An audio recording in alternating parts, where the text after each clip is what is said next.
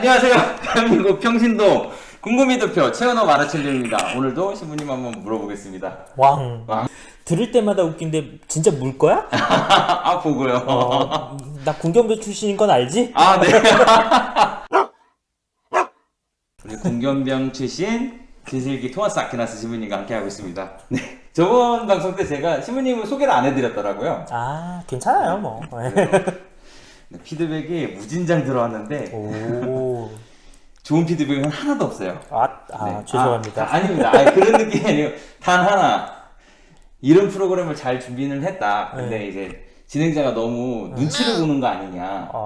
눈치 볼 사람이 아닌데. 그러니까 질문이 약했다 이런 내용 같아요. 그래서 저희가 이제 저희 멤버들이랑 좀 회의를 좀 해본 결과 차라리 그냥 진짜 있는 생 질문을 좀 받아서 이렇게 신부님께 말씀드려보는 건 어떠냐. 그러니까 제가 뭐 필터링을 제가 하다 보니까 오히려 이제 좀 소심하게 되는 거 아니냐라는 의견이 있었고, 저희가 이제 주변 분들한테 이제 질문을 받았고, 저희가 웹상에서 또 설문지를 좀 만들어서 이제 좀 따끈따끈한 이제 생 것으로 날 걸로 이제 받아갖고 이제 신부님께 이제 전화해 드리는 걸로 이제 좀 바꿔볼까 하거든요. 네. 그래서 그럼 첫 번째 질문 한번 드려볼까 합니다. 네. 자, 안녕하세요. 군대에서 주님을 알게 된 홍범석 비호입니다. 군대에서 군종병 집체교육이라고 모여서 행사 준비와 교리를 받았는데 전시사항에서 신부님이 안 계실 때 군종병도 세례를 줄 수 있다고 배웠습니다. 세례는 신부님이 아니어도 줄 수 있는 건가요? 네, 원칙상 세례 형사는 신자라면 누구나 줄 수 있습니다. 아, 그래요? 네. 대세라고 해서 특히 급박한 상황이 발생했을 경우에 교리를 받지 않으셨더라도 우리가 믿고 있는 가톨릭 교회의 4대 교리가 뭐죠? 하느님은 존재한다. 천주 존재, 상성보라, 삼위일체. 오케이. 강생무소. 한 분이신 하느님이 존재하시는데 이분은 말 그대로 착한 일을 하면 복을 내리시고 나쁜 일에 대해서는 벌을 내리신다. 근데 우리가 믿는 이 하느님은 삼위일체 하느님이신데 그 중에서 성자 예수님께서 직접 인간이 되셔서 우리를 구원하셨다. 이게 딱 4대 교리의 내용 핵심인 거잖아요. 우리 교회가 믿는. 이 믿음에 대해서 받아들이실 것인지에 대해서는 물어보실 필요가 있어요. 그거에 대한 우리는 이런 걸 믿습니다. 동의하세요? 예. 근데 의식이 없을 경우에는 적어도 그 이전에 살아생전에 이런 것들을 안 믿겠다라고 하시지 않았다고 한다면, 의식만 있으셨다고 한다면 분명히 받아들이실 거라는 그 추정하에 삼위일체의 이름으로 성부와 성자와 성령의 이름으로 누구에게 세례를 줍니다 라고 하시면 완결됩니다. 그러니까 내용상으로는 이 4대 교리, 형식상으로는 삼위일체의 이름으로 세례를 주셔야 돼요. 혹시라도 예수님의 이름으로만 혹은 하느님의 이름으로 혹은 성령을 받으십시오 이렇게 주시면 안 되고 꼭 삼위일체의 이름으로 누구에게 세례를 줍니다 라고 하는 게 형식의 가장 코어 핵심이고요. 여기다가 조금 형식적 기본 요소라고 한다면 물이 있다면 주변에 물로써 씻는 행위까지. 근데 물로써 씻는 행위보다 더 중요한 건 삼위일체의 이름으로 주신다는 게 더 형식적으로는 중요하다는 거 말씀드릴게요. 세례할 때 믿습니다. 그렇게 하겠습니다. 이렇게 했던 그거를 다 압축해서. 그게 딱 삼위일체 삼위일체 4대 교리에 대해서. 이거 그냥 신자분들도 알고 있으면 참 좋을 것 같아요. 그렇죠. 정말 급박한 경우에 신부님을 불러야 되나 수녀님을 불러야 되나 그러지 마시고 정말 숨이 힘드신 분한테는 먼저 세례를 주시고 연락을 주시면 되니까 본당 사무실에. 근데 혹시라도 그러실 분들은 안 계시겠지만 생명이 위독한 경우가 위급한 상황, 급박한 경우에요. 예를 들면 무좀 치료를 하러 가신 환자한테 주신다거나 그러시면 안 된다는 거. 어떤 느낌인지 아시죠? 이게 모든 게 다 해석을 좀 잘못하면 이제 엇나갈 수가 있으니까. 게 있네요. 그래서 이 부분은 잘 참고하시면 되고 우선은 가능은 하다 이렇게 말씀해 주신 것 같아요. 다음 질문 한번 해볼게요. 미사 시간에 마침 강복을 받고 자리를 뜨시는 신자분들이 계시더라고요. 그리고 가끔 미사에 늦게 참여하기도 하는데 신자로서 미사 참내의 의무를 배웠는데 어디서부터 어디까지가 미사 참내의 의무를 지키는 걸까요? 되게 현실적인데요, 이거? 저는 오히려 우리 마르첼리노한테 물어보고 싶어요. 어떤 게 미사 참내를 했다고 말씀드릴 것 같아요? 본인은 어떻게 생각해요? 저는 사실 복음전? 복음자? 네. 이게 사실 제가 알기로는 어떻게 명시적으로 무슨 법 조문이나 규칙서처럼 이게 딱 정해지진 않았어요. 제가 알기로는. 네네네. 그런데 그야말로 불가피한 경우에 조금 미사에 늦을 수도 있는 게 현실이기도 하고, 또 정말로 급박한 일 때문에 먼저 자리를 떠야 되는 것도 현실이기도 하시잖아요. 네네. 그럼 그 유도리를 어디까지 잡을 것인가 라고 했을 때, 이건 그야말로 어떻게 보면 제가 개인으로서, 개인 신부로서 제가 사목적으로 나름 정해놓은 원칙은 뭐냐면, 미사에 여러 요소들이 있는데 그 중에 하나가 말씀 전례와 성찬 전례가 있잖아요. 예. 그럼 이 두 개는 동시에 다 참례를 했을 때가 사실은 미사에 참례했다고 말씀드릴 수 있는 거예요. 그러면 처음 시작할 때 언제부터 들어가야 됩니까 했을 때 적어도 말씀 전례가 끝나기 전에는 성전 안에 들어오셔야 되는 거죠. 근데 말씀 전례는 언제 끝나죠? 보통 강론으로 끝나잖아요. 네. 그래요? 강론은? 강론까지도 복음에 대한 해설이라서 말씀 전례로 들어가요. 그러니까, 몰랐어요. 그러니까 적어도 정말로 마지막 이렇게 버저비터를 누르신다는 차원에서 말씀드리는 거예요. 이때부터 들어와도 된다가 절대 아니라, 말씀 전례를 하고 있다면, 강론이 아직까지 진행되고 있다면 미사 처음부터 참여한 것처럼 인정. 그리고 마치는 건 성찬 전례는 하고 가셔야죠. 말 그대로 그게 영성체. 그리고 영성체만 하시면 엄밀히 말하면 예수님 모셨으니까 끝난 거긴 하지만, 우리 질문지에 보면 마친 강복. 네네. 그거는 말 그대로 그 미사 안에서 사제가 예수님을 대리해서 그 미사 전례에 마무리를 하면서 파견을 하면서 강복을 주는 거잖아요. 네네네. 파견까지는 하고 딱 나가시는 게 그래도 맞지 않나. 근데 현실적으로는 주례사제가 아직 퇴장을 안 했는데 먼저 나가는 건 소위 말해서 진짜 12사제 사도단이 다 있었는데 예수님이 아직 식사 다 안 하시고 나갔는데 먼저 나가는 거일 수도 있으니까. 그러니까 원칙과, 근데 하긴 뭐 이거 질문하신 것 자체가 정말 급박한 경우라는 걸 전제로 했을 때 시작은 말씀 전례부터 끝은 영성체 후 강복까지. 이게 급박한 상황에 한해서 그렇죠. 이걸 그것만 참냈다고 무조건 미사가 된다가 아니라 치명적인 이유가 있어서 늦어졌을 때, 근데 말씀 전례가 이미 끝나고 이미 넘어갔다 그러면 솔직히 말씀드리면 다음 미사를 참여하는 게 훨씬 낫다. 이게 그 예수님 하신 비유랑 좀 비슷하네요. 없으신 분이 3달란트 내는 것과 있으신 분이 3달란트 내는 거랑 다르다. 그러니까 지금 급박한 상황에서 어쩔 수 없이 참례를 하고자 하시면 이제 마지막이라면 이 정도까지 좀 지켜줬으면 좋겠고, 시간이 있는데 굳이 여기서부터 미사 참내야 하고 하는 거는 그거는 본인은 남들은 속일 수 있을지 몰라도 하느님이랑 본인은 안다. 요거 되게 좋네요. 하느님이랑 본인은 안다. 남들은 몰라도 진짜. 그렇네. 미사 참내도 사실 이렇게 손을 얹고 하시는 게 맞는 것 같네요. 네. 좋습니다. 그럼 수술 풀리네요.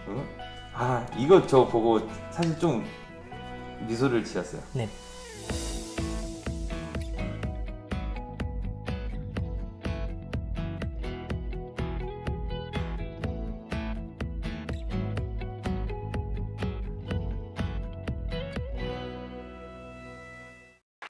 이런 전쟁이 정말 있으면 안 됐었지만 신자인 사람들이 참전을 해서 말 그대로 사지에 놓여져 있었을 때 좋습니다.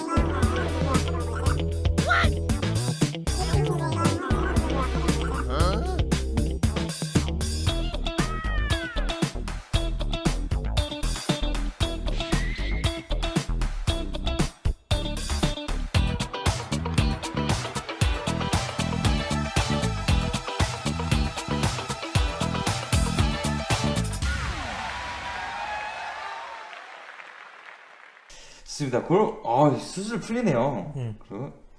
이거 저 보고 사실 좀 미소를 지었어요. 네. 안녕하세요. 성당 다니는 중학생입니다.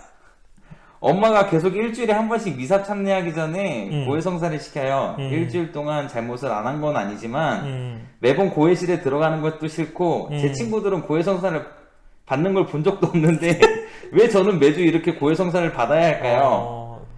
좀 한 달에 한 번, 두 달에 한 번 이렇게 고해성사를 하면 안 되나요? 근데 직접적으로 솔루션도 제시를 했네요. 네. 아마 근데 저는 일단 우리 중1 친구의 어머니의 마음은 이해가 가요. 아마 교육 차원에서 미사하기 전에 고해성사라는 걸 꼭 해야 된다라는 신앙 교육 차원에서 알려주신 것 같아요. 그리고 우리 친구에게 질문에 대한 답을 드리자면, 예, 맞아요. 한 달에 한 번 정도씩만 꼬박꼬박 하셔도 된다. 왜냐면 성인들 분 중에는 오히려 매주 특별한 일이 아닌데 매주 고해성사를 하시거나 2주에 한 번씩 하는 것도 사실은 어떤 분들은 너무 세심증에 걸릴 수 있기 때문에, 영적 세심증 혹은 강박증에 걸릴 수 있기 때문에 요즘에는 그렇게 이렇게 장려하진 않아요. 근데 뭐 특별히 무슨 30일 피정이라든지 아니면 무슨 서원을 앞두고 특별한 기간에 한해서 매주 돌아보게 하려고 하기 위해서 일주일에 한 번씩 뭐 고해성사를 하시는 그런 경우를 제외하고는 일상생활에서는 굳이 일주일에 한 번씩 그렇게 큰 죄를 짓지 않았는데 고해성사를 꼬박꼬박 하시라고까지는 전해지지는 않는다. 물론 그렇다고 해서 하시는 분이 잘못됐다 이건 아닌데 굳이 말씀드리면, 왜냐하면 여러분들이 일반적인 미사를 참여하실 때 사실 통회를 하잖아요. 자비송이라고 해서 미사 앞에 네타시오 주님 자비를 베푸소서 하는데, 성사론적으로도 그렇고 교회법적으로도 그렇고 사실 소재들은 미사 앞에서 하는 그 통회와 자비송으로도 다 용서를 받으세요. 근데 대제의 경우는 꼭 고해성사가 필요하지만 소제의 경우에는 그거 미사 앞에 이미 하고 있는 거기에서도 다 용서를 받으신다. 물론 이렇게 말씀드리면 나는 일상생활에서 대제라는 건 없고 늘 소제인데 그러면 평생 고해성사를 안 하고 미사를 봐도 되는 거 아니냐 라고 하실 수도 있겠지만, 사실은 그런 마음 갖는 거 자체가 이미 하느님이랑 틀어질 수 있는 여지가 있는 거라서 그런 마음 자체가 들었기 때문에라도 고해성사를 보셔야 되는 거고, 그리고 굳이 비유를 들어드린다면 우리가 매일 세수를 하니까 크게 들어온 건 없지만 크게 들어오진 것이 없다고 해서 목욕을 또 평생 안 할 수는 없잖아요. 매번 세수는 하니까 깨끗은 하지만 그래도 한 달에 한 번 혹은 15일에 한 번씩은 목욕을 싹 하면 더 깨끗해지기도 하고 또 다시금 그렇게 씻으면서 더 조심하게 되는 게 분명히 있거든요. 네네. 단순히 세수하면서 안 묻게 해야지 하는 거랑 목욕까지 다 하고 난 다음에 내 몸 안에 묻는 거에 대해서 이렇게 털어내는 거랑 마찬가지라는 거죠. 고해성사를 자비송 미사 앞에서 하는 통회의 기도를 통해서 하느님의 은총을 체험하고 싹 다 용서받는 것도 사실이지만, 고해성사라고 하는 본격적인 예수님 자비의 체험을 통해서 단순히 죄만 용서받는 것이 아니라 더욱더 내가 더 악에 물들지 않게 되는 마음도 다시금 가질 뿐만 아니라 그 은총도 받게 된다는 점에서 그 정기적으로 하는 고해성사는 굉장히 중요하되, 너무 또 강박적으로 혹은 세심증 걸리는 것처럼 너무 매일매일 하시는 분들도 간혹 계시거든요. 그런데 그런 분들은 저희 원로 신부님들도 그냥 돌려보내세요. 오히려 매일매일 오는 그 고해성사 자체가 고해성사를 못 믿는 거니까, 하느님의 자비를 안 믿는 거니까, 용서받았다고 했는데 계속 와서 저 이거 용서해주세요, 이거 용서해주세요. 이건 또 문제가 있는 거니까 적절한 균형을 찾으면 좋으실 텐데, 우리 친구가 제가 보기에는 아주 좋은 대답을 해준 것 같아요. 한 달에 한 번 정도만 꼬박꼬박 하셔도 좋을 것 같아요. 우리 중1 친구 정도라면. 그럼 여기서 좀 이제 이런 질문이 혹시 더 있을 것 같아서요. 고해성사를 드려야 되는 게 우선 당연히 대제는 고해성사를 드리는 게 맞지만 아까 말씀하신 것처럼 소제들이나 이렇게 내가 지금 좀 고해성사를 해야 되나 말아야 되나 뭐 이런 해야 되나라는 마음이 본인이 드셨다면 그게 하는 게 맞아요. 그 타이밍이구나. 저희가 지금 말씀드리는 건 본인은 그런 느낌이 안 드는데 소위 말하면 강제적으로 꼭 이렇게 하시는 거가 일단 문제가 있다. 그리고 본인이 해야 될 것 같은데 라고 하는데 그 타이밍이 너무 잦다라고 한다면 본인이 아무리 원하더라도 왜 이렇게 내가 자주 고해성사를 보려고 하는 거지? 라고 돌아보실 필요가 있다라는 거죠. 네네. 여러 번 보는 고해성사가 늘 좋은 건 아니에요. 정말 깨끗해지려고 하고 노력하신다는 차원에서 존중해야 되는 게 맞고 정말 잘하시는 거긴 한데 그래도 한 번쯤은 돌아보실 필요가 있다는 거죠. 이틀에 한 번, 막 매일 평일 미사 오실 때마다 내가 고해성사를 안 하면 막 강박이 든다고 한다면 한 번 돌아보셔야 된다는 거예요. 내가 왜 이렇게 고해성사를 매일 보려고 그러지? 그렇다고 매일 큰 죄를 지은 것도 아닌데 왜 그럴까?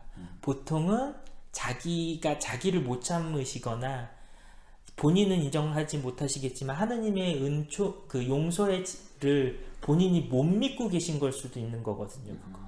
분명히 얘야 용서받았다 했는데 처음에는 와 기쁘게 가서 용서받았는데 그때 다 말씀 안 드린 것 같은데 이것까지 알면 용서를 과연 해주실까? 저는 그럼 그 대목에서 말씀드리고 싶은 게 하느님이 과연 그거 본인 입으로 말 안 했다고 몰랐을까요? 그렇죠. 그것까지도 다 감안해서 용서했다고 했는데 본인이 이거를 말 안 해서 용서 안 해주신 것 같아. 그러면 적어도 본인은 본의 아니게 하느님의 전지전능을 의심하는 거거나 아니면 자비하심을 의심하고 있는 거잖아요.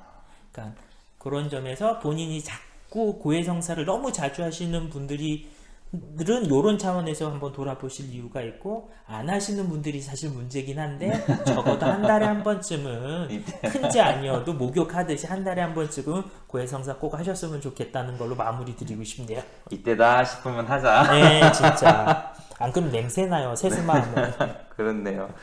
그 부분 되게 인상 깊네요. 또 고해실에 붙어 있는 것도 있지만 이밖에 알아내지 못한 죄도 과연 하느님이 모르실까? 이렇게 말씀하셨는데 그래서 간혹 가다가 그런 분들 계세요. 들어왔는데 이 죄를 얘기하려고 그랬는데 다른 죄 얘기하다가 까먹으시는 경우가 되게 안타까워하시면서 이거 어떡하죠 그러는데 저도 들은 얘기인데 정말로 준비를 해갖고 왔는데 고해서 안에서 까먹게 되시는 그 죄는 하느님이 보시기에 그거는 지금 너가 그거 안 해도 돼 라고 해서 지워주신 거니까 너무 신경 쓰지 않으셔도 된다고. 이런 게 믿음이네요. 그런 것 때문에 맞아요. 고해성사가 내가 뭔가 업적을 통해서 내가 죄를 용서받는 게 아니라 그야말로 하느님 용서를 체험하러 오시는 거잖아요. 그런 점에서 보속을 못했는데 어떡하죠? 보속이 그래요. 그런 분들도 간혹 계시는데 엄밀히 말하면 보속이 없어도 여러분들의 용서는 없어진 게 아니에요. 보속 때문에 용서받았다고 생각하는 순간 거래밖에 안 돼요. 그쵸. 내가 이만큼 했으니까 그럼 용서? 아니라고. 가만 순서를 보면 사제경 받는 순간 이미 용서는 다 끝난 거예요. 근데 보속의 개념은 그럼 뭐냐면 이만큼 해주신 게 너무 감사해서 내가 요만큼이라도 조금 해볼 만큼 해볼게요 라는 거거든요. 그런 점에서 여러분들이 보석을 처음에 줄의 신부가 해주시는 말씀을 듣고 못하실 것 같은 게 분명히 있을 수 있거든요. 그때는 말씀하셔도 돼요. 저는 그 보석 못할 것 같다고 다른 거 주시면 안 되겠네요. 그리고 그런 게 아니라 하려고 했는데 놓쳤다면 다음 고해성사 때 그냥 보석을 못했습니다 라는 또 다른 고해거리가 생긴 거지 그 앞서 했던 것들이 용서가 안 됐거나 고해성사가 무효가 되는 건 아니라는 거. 이거 진짜 생각을 많이 하게 되네요. 하느님의 자비가 핵심이라는 걸 꼭 기억해 주면 좋을 것 같아요. 자비와 믿음. 그리고 그 자비를 정말 체험하게 되면 일부러 안 하게 되는 일은 없게 되는 거니까. 좋습니다. 다른 분들도 다 이해하셨을 것 같아요. 어떤 식으로 기준을 잡아야 될지. 그리고 요것도 저도 좀 공감을 했던 얘기인데 요즘 강철 부대가 뜨고 있는데 군생활 하던 때가 많이 생각납니다. 그런데 군대에서 주적을 사살하는 게 임무인데 살인을 하면 지옥을 간다잖아요. 그쵸? 전쟁에 나가서 적군을 죽여도 지옥에 가나요? 그럼 예전에 전쟁 나가셨던 분들은 모두 다 지옥에 가셨나요? 우리가 그 살인이라는 개념을 이렇게 보시면 좋을 것 같아요. 어떤 행위라는 게 결과만 가지고 그 행위를 판단할 수는 없잖아요. 이를테면 의도라는 것도 있어야 되고 어떤 행동에 대해서 판단을 할 때 이를테면 똑같은 도구인 칼을 가지고 의사가 정말 수술을 열심히 하다가도 생명을 잃을 수가 있어요. 네. 근데 또 어떤 사람은 정말 이 칼을 대놓고 돈을 뺏으려고 죽이려고 갖고 가서 사람을 죽이기도 하죠. 결과는 똑같아요. 사람이 죽어서 누군가가 똑같이 칼을 썼어요. 근데 이 두 개의 행위가 동일한 걸까요? 아니죠. 다르잖아요. 마찬가지라는 거죠. 엄밀히 말해서 군종 신부들 그리고 신부들이 군인들을 축복하거나 전쟁의 군종 장교로 군종 신부로 같이 동참하는 건 사실은 나가서 잘 싸우고 오십시오 이런 의미로 가서 하는 게 아니에요. 이런 전쟁이 정말 있으면 안 됐었지만 신자인 사람들이 참전을 해서 말 그대로 사지에 놓여져 있었을 때 하느님의 보호하심으로 큰 사고 없이 잘 무탈하게 임무를 수행할 수 있기를 바라는 거를 축복해주고 기도를 해주는 거지, 사람을 잘 죽이십시오 뭐 이런 행위 자체에 대해서 인정하고 축복을 해주는 건 아니라는 거. 그러면 말장난인데 전쟁은 일어났는데 사람을 안 죽일 수 없지 않습니까? 라고 하면 우리가 조금 법적 개념으로 기억해 두시면 좋을 만한 게 그 뭐라 그러죠? 정당방위. 정당방위. 전쟁이라는 상황이 터지는 순간 살상액이라는 건 정당방위라는 차원으로 환원될 수가 있어요. 내가 쏘지 않으면 내가 죽잖아요. 물론 그렇다고 해서 막 장려할 것도 아니지만, 물론 이거를 되게 극단적으로 소위 말하면 사람을 죽이면 안 된다라는 하느님 법을 극단적으로 몰아붙여서 그거를 자신의 신조로 만드신 분들도 있죠. 대표적인 게 여호와의 증인, 집총 거부하시잖아요. 네네. 근데 그거는 가톨릭에서도 양심적 병역 근무에 대해서는 사실은 인정을 해드려요. 근데 그게 아니라면 그 실질적으로 이미 군대에 가셔서 그것도 전시 상황에 놓이신 분들한테 신부들이 가서 기도를 해주고 이런 것들은 말 그대로 정당방위, 그 다음에 그 여러분들이 사람을 잘 죽이라는 개념이 아니라 한 명 한 명 개별의 신자들에 대한 이 어려운 상황 속에 놓여져 있는 그 신자들에 대한 보호를 위한 기도를 드리고 축복을 드리는 거라는 걸 조금 구분해 주셨으면 좋을 것 같아요. 그런 점에서 뒤에 말했던 뭐 전쟁에 나가서 뭐 하셨던 분들은 지옥 가면? 아니요. 가톨릭 교회 교리 내에서는 그분들이 지옥 갔다고 얘기할 건 없어요.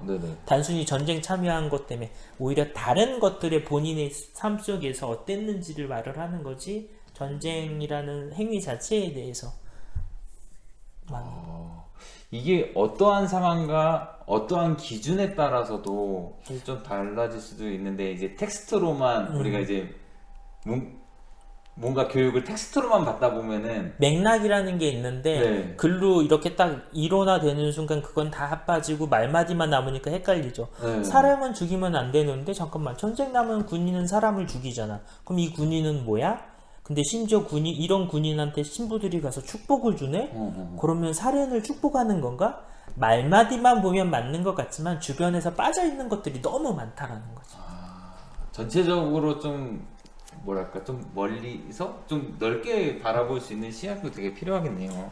그거 플러스 오히려 좀 구체적으로 보시면 좋지 않을까 싶어요. 구체적으로. 왜냐면 단순히 우리가 이런 시간을 갖는 것도 그렇지만 우리가 무슨 시험 문제에 답을 달기 위해서 이런 걸 알려고 하는 게 아니라 신앙인으로서 어떻게 잘 살고 싶어서 궁금해하신 거잖아요. 근데 산다는 건 늘 구체적인 상황 속에서 있잖아요. 그러면 그 상황 속에서 사실은 저한테 질문하시기 전에 상식적으로 이 둘은 다른 거자라는 걸 이미 알고 계시잖아요. 살인자가 칼을 들고 찌르는 거랑 의사가 수술을 하다가 사람이 죽게 된 경우랑 나라를 위해서 전쟁에 나갔다가 총을 쏘는 거랑 누군가한테 돈을 뺏기 위해서 총을 들이대는 거랑 다르잖아요. 설명은 할지 못할지언정 우리는 이미 다 알고 있다고요. 내적으로는 알고 싶은데 이제 이론적으로 설명을 듣고 싶어서 또 이런 질문을 하셨을 것 같다라는 생각이 드네요.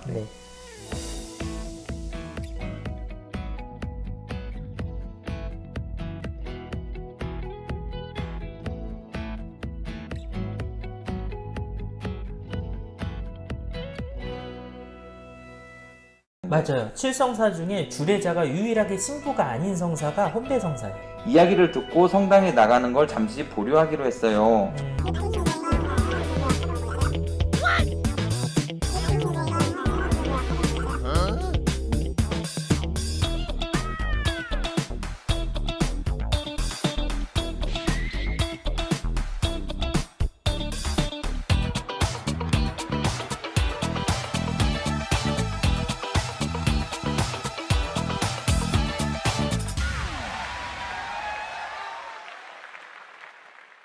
자, 그럼 다음 질문을 한번 가볼까요? 결혼을 앞두고 있습니다. 오, 축하드려요. 네. 코로나가 시작되기 전에 가족들과 이야기를 나누고 코로나가 끝나고 식을 치르기로 했는데 제 개인적으로는 코로나가 참 감사합니다.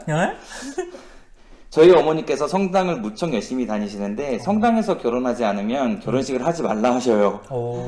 제 여자친구는 무교이고 종교를 하면 치를 떠는데 결혼 이야기가 나오고 식장 이야기만 1년 반째 고민입니다. 가족들도 여자친구도 조금씩 껄끄러워지고 지금은 서로 눈치를 보며 이야기를 피하려고 하는 것 같습니다. 신부님, 저희 꼭 성당에서 결혼해야 되나요?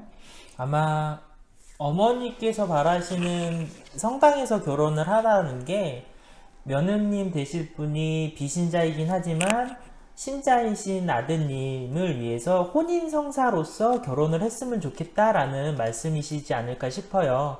근데 이 말을 달리 말하면 소위 그 결혼식장이 아니라 성당에서 관면혼배라는 거 네네. 혼인성사로서 하실 수 있는 거 아시잖아요. 비신자 분일지언정 그거는 본인 신앙에 대해서 비신자 배우자에게 공식적으로 확인받는 거거든요.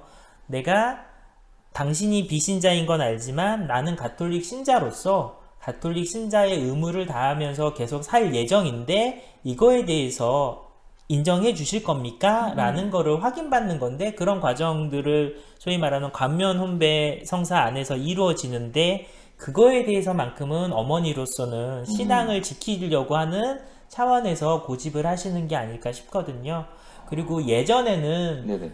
그 성당에서 소위 말하는 관면 혼배 성사 따로 하고 예식장에서 결혼식 따로 하는 거에 대해서 뭐 그런 거는 소위 말하면 결혼을 2번 하는 거다 뭐 이런 식으로 해서 굉장히 나쁘게 안 좋게만 얘기하신 분들이 더 많았던 것도 사실이긴 한데 네. 오늘날에는 워낙 그 비신자 비율도 높고 그리고 이 비신자 우리가 비신자에게 어떻게 보면 나의 가톨릭 신앙을 지켜나가겠다라는 거를 양해를 구하고 이해를 구한 것처럼 어떤 점에서는 비신자인 이분도 되게 인생에 있어서 가장 큰 행사를 치르는 거에 대한 배려와 존중도 우리 쪽에서도 해줄 필요는 있는 거잖아요. 네네. 그런 점에서 만약에 비신자인 배우자 쪽에서 성당에서 하는 이런 혼인 교육과 더불어서 그 관면 혼배 성사라는 것까지 만약에 존중을 해줬다면 본식이라고 하면 좋을까요? 본 결혼식은 사회적으로 다른 예식장이나 이런 데서 하시는 것도 어떻게 보면 나름 이런 타협과 존중의 표시가 되시지 않을까라고 개인적으로는 정말 제가 교육법을 전공하거나 그건 아니지만 저는 사목적으로 그렇게 말씀드리고 싶다는 말씀을 드려요.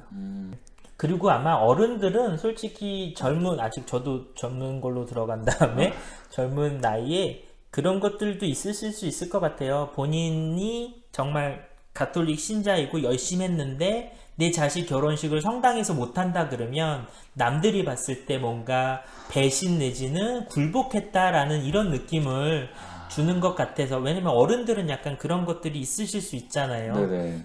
그리고 아직까지는 우리 어른들에게 있어서 결혼식은 개인의 문제나가 아니라 가족, 가문의 행사라고 생각하시는 게 또한 있기 때문에 그런 점에서 오히려 근데 그렇기 때문에 그렇게 상호 존중과 배려라는 차원에서 그런 식으로 아드님이나 따님이 접근해서 설득을 시키시면 어떨까 싶어요. 이쪽도 비신자인데 우리 가족 위해서 소위 말하면 진짜 혼배 교육도 쭉 들어주고 약식이긴 하지만 관면 혼배 성사까지 같이 받아줬는데 아직 신자도 아닌 이 사람한테도 굉장히 중요한 결혼식을 꼭 성당에서만 해서 불편하게 만드느니 관면홍사는 성당에서 했던 만큼 결혼식에서 사회적인 결혼식을 그냥 하게끔 해주는 것도 서로한테 오히려 좋은 거 아니냐. 오히려 우리가 이렇게 손을 내밀었을 때 나만 더 잘 사는 모습을 보여준다면 오히려 우리 쪽으로 정말 자연스럽게 그렇게 복음이 전파되는 과정일 수도 있으니 그런 식으로 말씀해 보시면 어떨까 싶어요. 그러게요. 이거 질문 주신 분이 잘 하셔야 되네. 예, 진짜로 여기서는 아드님이 잘 하셔야 되는 거예요. 네, 가운데서 이 고부 갈등의 최고 문제점은 남자라고 그렇죠. 라는 얘기가 있는데 아드님이 잘해야 됩니다. 그렇네요. 근데 이게 근데 혼배성사 자체도 사실 혼배성사는 한 명과 한 명의 이제 서로 주는 성사로 저는 알고 있는데 맞아요. 7성사 중에 주례자가 유일하게 신부가 아닌 성사가 혼배성사예요. 네네. 혼배성사에서 주례 사제는 말 그대로 공적 증인의 역할을 하는 것 뿐인 거지, 혼배성사의 집전자는 그 남편과 부인이 되는 남녀 각각 주체자입니다. 이 두 분이 하느님 앞에 나와서 우리 둘이가 당신의 뜻에 따라 한 가정을 이루겠습니다 라는 성사를 이루어 나가는 주례자세요. 그리고 신부는 공적인 그 두 분이 하시는 혼인성사, 혼배성사에 대한 공적 증인으로서 사인을 하는 거죠.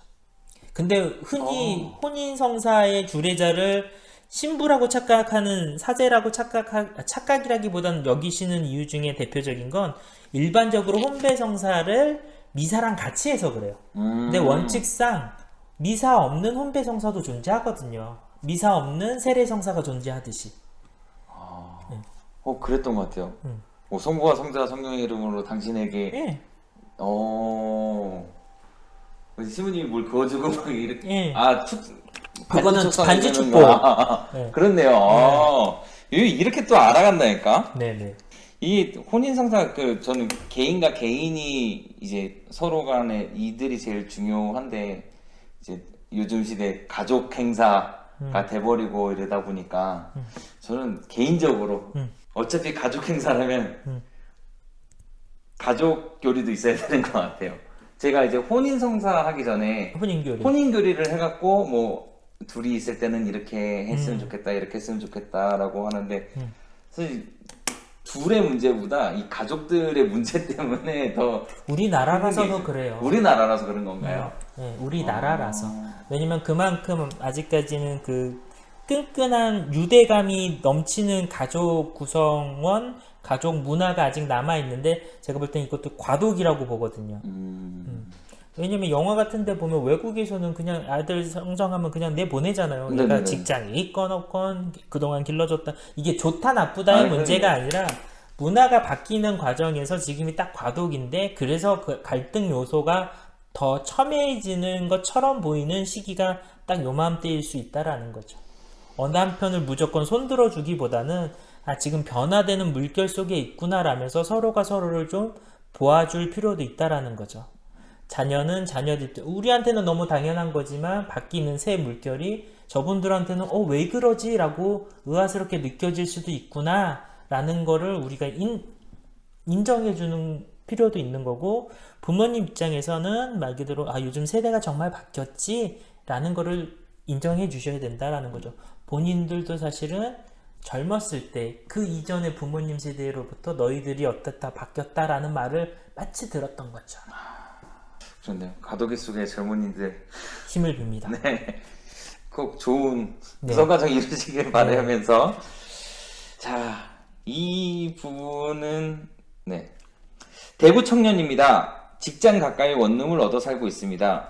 이제 조금씩 안정이 되다 보니 성당에 나가고 싶은데 아직 서울 사람들이 까탈스럽다는 생각이 들어 성당에 나가기 조금 무섭습니다.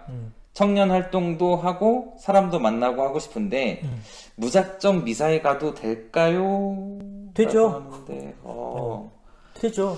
일단 그 주거지 근처에 성당이 어디 있는지를 알아보시고 무작정 찾아서 미사부터 참여해 보시는 것도 저는 나쁘지 않다고 봐요. 뭐 사무실 통해서 교적이 맞네, 본인 거주지에 관할 본당이 맞네, 이런 거 찾아보는 건 오히려 두 번째 문제고, 편하신 곳 가셔서 미사부터 참여해 보시면서 내가 정말 신자가 되어야 되겠구나 마음이 드신다면 사무실이나 분명히 예비자 교리 같은 포스터 같은 건 붙어져 있을 테니까 그때부터 오히려 본격적으로 세부적인 형식 그런 걸 따져실지언정 지금은 가장 가까운 곳 편한 성당에 가셔서 미사부터 참여해 보시면서 하느님의 맛을 좀 느껴보시고 체험해 보시는 게 어떨까 싶습니다. 이게 근데 예비 신자분이 아니실 것 같다라는 생각이 무심 뿐이에요. 일단 이미 신자가 근데 이제 보니까 대구 청년이고 서울 사람들이 까탈스럽다는데 하는 거 보니까 이미 신자신데 그러면 더더욱 쿨하게 미사부터 참여하시다가 그렇게 계속 안 보이던 얼굴이 보이면 또 뭐 담당 청년 회장이나 아니면 담당 신부나 수녀님이 분명히 옆에 다가올 겁니다. 우리 또 요즘에 이사 오셨나 봐요. 그러면 또 자연스럽게 활동을 또 하게 되시고 그러시니까 거침없이 일단 미사부터 나가십시오. 거침없이. 네. 무작정 나가도 될까요? 나가셔도 됩니다.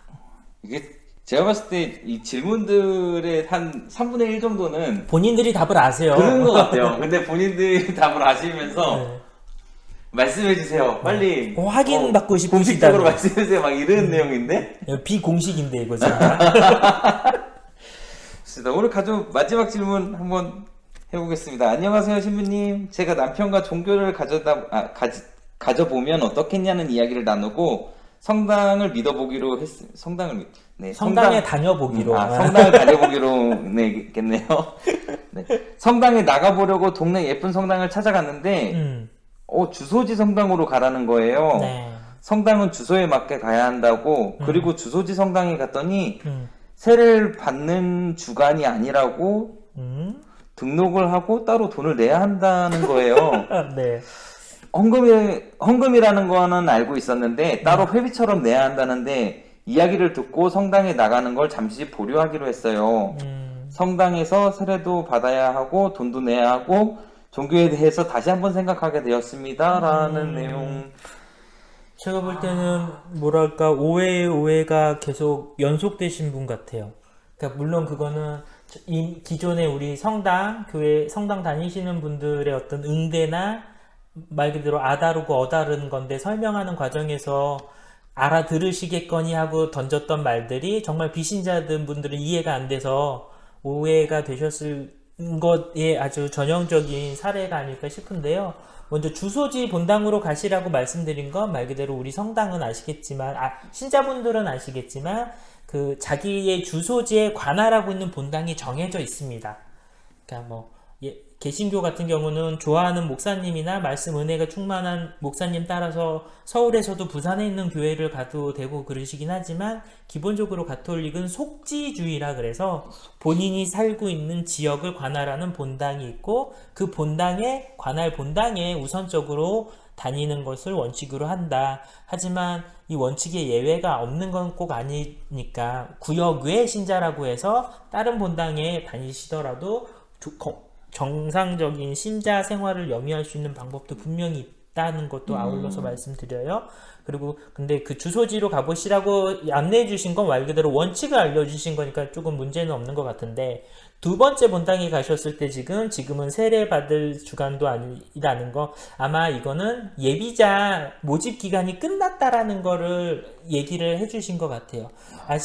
이미 신자가 되신 분들은 아시겠지만 가톨릭 세례가 소위 말하면 금방금방 되지는 않는데 이게 장점이기도 하고 단점이기도 하지만 장점도 돼요. 왜냐면 예비자 교리 기간이 6개월 혹은 3개월 긴 데는 1년이 있는 이유는 우리 소위 말하면 되게 우리 가톨릭 교회가 콧대 높은 되게 퀄리티 높은 무슨 비밀 사조직 그룹이라서 우리한테 들어오려면 이런 거 다 해갖고 와야 돼 이런 개념이 아니라 말 그대로 앞으로 여러분들이 가톨릭 신자가 되시면 이런 것들을 우리는 믿고 따를 건데 그럼에도 불구하고 가톨릭 신자가 되시겠습니까? 라고 어떻게 보면 자유를 최대한 존중해 드리기 위한 과정이라고 생각하시면 이것만큼 배려심 깊은 것도 없다라는 걸 꼭 말씀드리고 싶습니다. 왜냐면 무턱대고 세례부터 준 다음에 자 왔으니까 이걸 따라 이게 아니라 가톨릭 교회는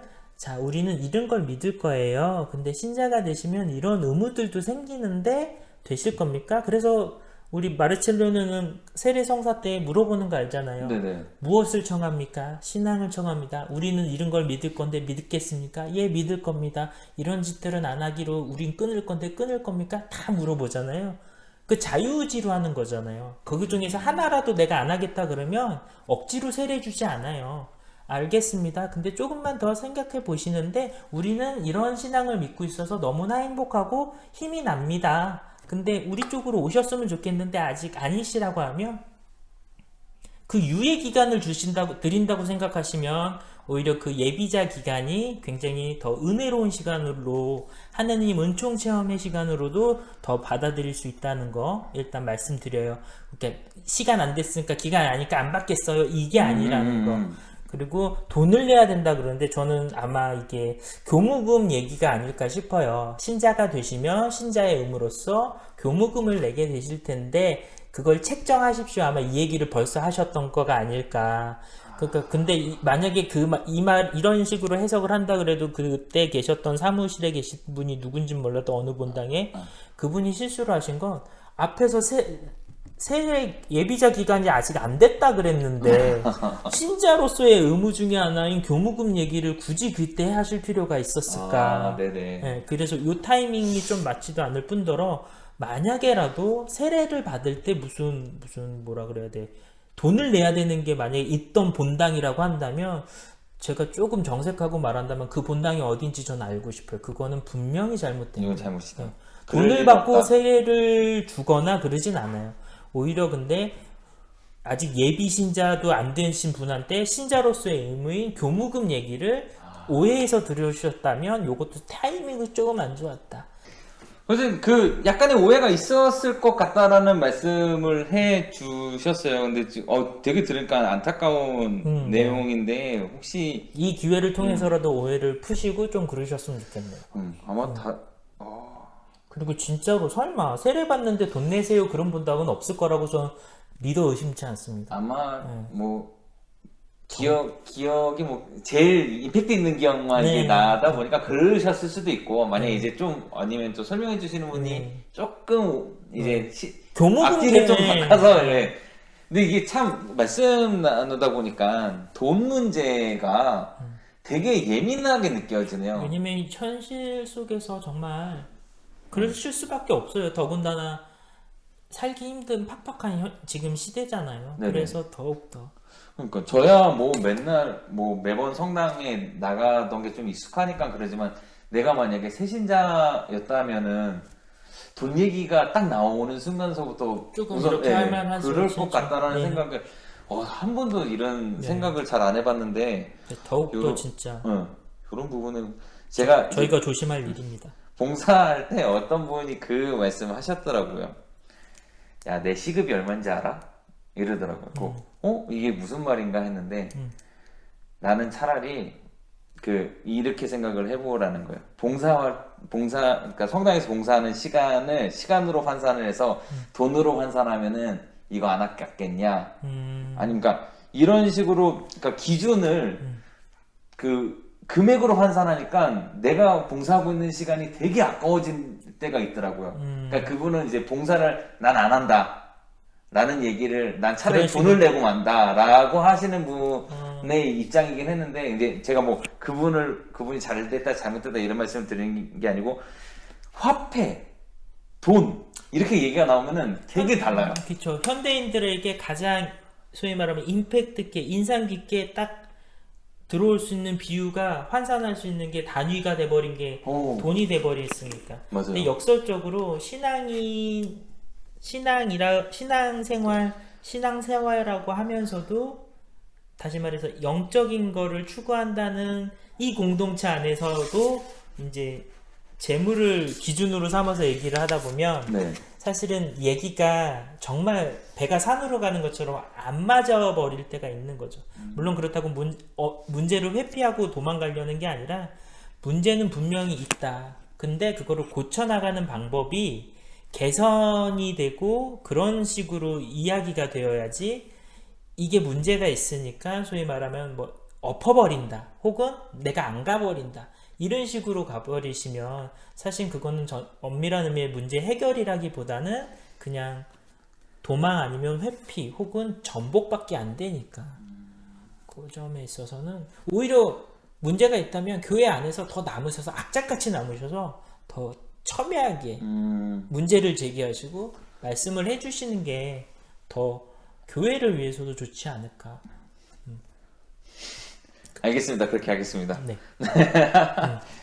네, 질문을 받고 얘기를 나누다 보니까 뭐 이런 얘기 저런 얘기를 많이 하네요. 저는 개인적으로 뭐 많이 배우는 것 같아서 좋긴 한데 질문 중에서 신부님 혹시 좀 기억에 남는 질문 있으셨어요?